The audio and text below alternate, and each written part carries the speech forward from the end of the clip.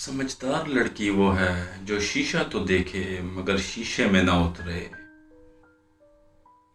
عورت کوئی بھی ہو رشتوں میں ملاوٹ پسند نہیں کرتی۔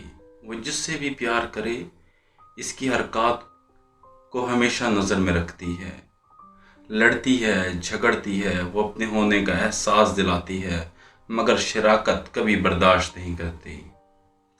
عورت اپنا فیصلہ خود نہیں لے سکتی، عورت اپنے لیے پسند کا ماحول نہیں بنا سکتی، عورت خود کو بے گناہ ثابت نہیں کر سکتی سوائے خدا پر معاملہ چھوڑنے کے۔ جب تک عورت نہ چاہے مرد اپنی حد کبھی پار نہیں کر سکتا۔ عورت چاہے بالکل ان پڑھ ہو لیکن وہ مرد کی اپنی طرف اٹھی ہوئی نگاہ کو پڑھ لیتی ہے۔ عورت تب برباد ہونا شروع ہوتی ہے جب اس کے حسن کی تعریف ایک غیر مرد کر رہا ہوتا ہے۔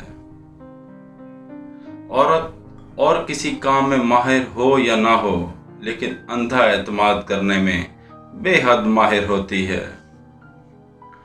عورت پیدا کرتی ہے، پرورش کرتی ہے، بولنا سکھاتی ہے، لیکن افسوس ہماری گلیوں میں اسی کا نام ہوتا ہے۔